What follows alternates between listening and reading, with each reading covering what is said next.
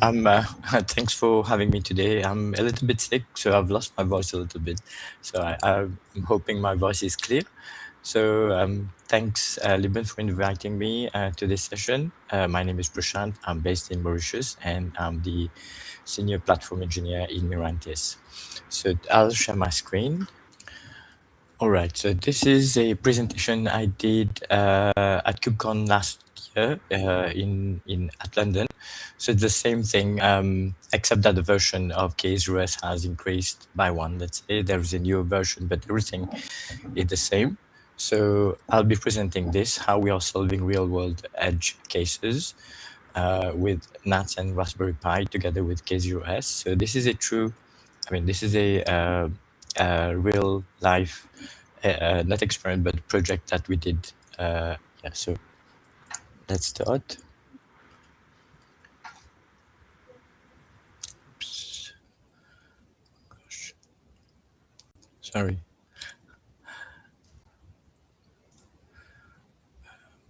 Yeah, so it all started with this problem, right? The problem is that there is some organization who wants to actually collect water metrics from the sea. So at 4 a.m. in the morning, someone has to go 100 meters in the lagoon and collect water samples. So and then they have to collect temperatures, pH, salinity, nutrients level, water flows, and everything, right? So they were doing it at 4:30 a.m. in the morning, but no one actually. The number of volunteers keeps on decreasing over time. Then they started thinking about having edge computing, that is to collect the water samples and collect the measurements and everything.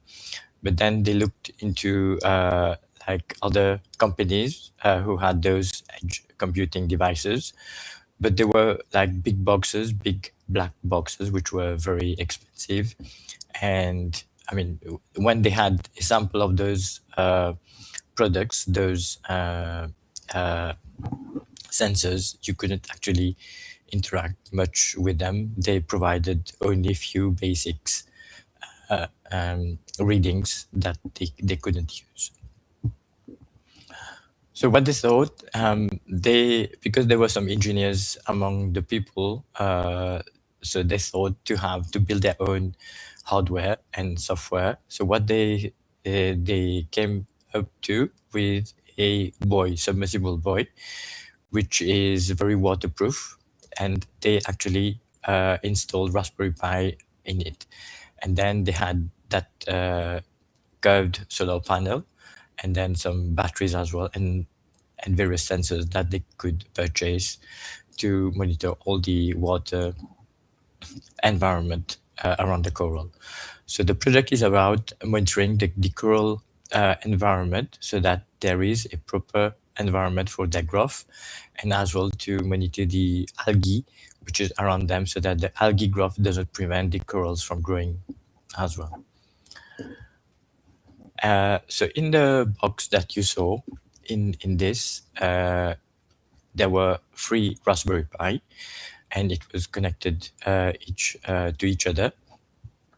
And on those Raspberry Pi, this is the other generation, which has a camera and pumps. So in this, you can have in this boy you have 3 Raspberry Pis, the solar panels and batteries, and it's working autonomously in the sea. I think they have more than 1,000 in Vietnam floating at this time.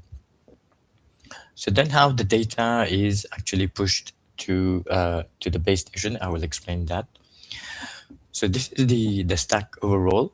They have Raspberry Pi as the hardware and k0s. Why they chose k0s? Because they wanted something to restart when there is application level problem. The k0s is a Kubernetes version. I will explain more. And then it provided more of a health check as well, with pod rescheduling and resource limits, because on the Raspberry Pi, you have to control the resources on the applications. So this is the ideal application stack that we could think about. and there was a small Golang application that was picking up all the different sensors readings and then pushing back to the base station. So just for the illustration, so these boys, when they were floating at sea, they have the Raspberry Pis, k0s, and they had a 3G module that will collect all these mini uh, measurements and will push to the a 3G workstation as well on baseline. So what is k0s? k0s is an open source project which is donated by Mirantis. It's a Kubernetes application, a single binary vanilla Kubernetes. So you can create a single binary cluster with it. It's a CNCF sandbox project, and you can. It is air gap, so you can install it without downloading any further application from the internet. So you just download one application and then you install it onto your OS. Or you can just start it as it is and then stop it without installing any dependencies. It does support Windows as from version recently, version 1.34. So you can have a full-blown Kubernetes cluster onto your Windows box. And there is no dependencies, so everything is just air gap and into one single binary. And it is production ready. So as we saw in that use case, it is already being used in major industries. Like if you have like the top 3 payment system uses k0s. You have trains, you have even military companies who are using k0s. And it runs everywhere and then have an active community as well around it. And this was the installation. Installation is, takes only 3 steps and less than 3 minutes. You can have a full-blown Kubernetes cluster. So the first command is you download the binary. And then second is you just install it. So then you can pass on all your parameters, whether you want one controller or you can have 3 controllers, or you want to install only controller, or you want to have it as a workload as well, a workload cluster. So you can define everything onto the second stage. So for this example, it's a single controller cluster.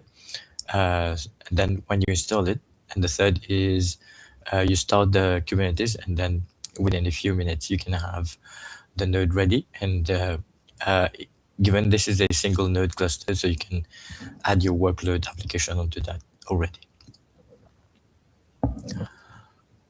Guys, please interrupt me if you have any question or if any explanation is not clear. Yeah. So k0s actually, as we can see, there is no friction, zero dependencies, zero cost. It's open source, and finally, it's zero pain as well. It does support multiple runtime. So it used to support Docker via Dockerd shim. Now it does support Containerd. This is the default runtime. Cryo as well, Kata containers, and Wasm.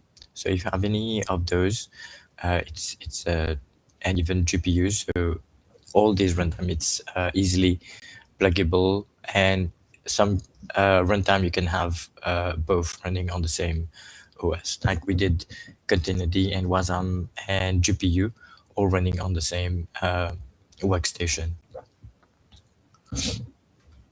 Right, and then the storage, by default it uses etcd, but you can plug it to other cluster storage like SQLite or NATS or anything. And cluster network, so it has a range of cluster networking you can provision with it, add to it, and you can definitely bring your own CNIs if you need to. And that's it for this little project, which is a real floating Kubernetes in Vietnam at this moment. So it's at the top of where this is just for the illustration. So it's a very tight water. How can I say? Yeah, so it's a buoy floating in the sea, and you have like three raspberries on them, and with k0s running, and continuously monitoring the coral and the environment, and sending all the information back to the base station. And anything, all the documentation is found onto docs.k0s projects, and you can have the code on Git where you can download it and can participate in its development as well. Yeah, so this is it.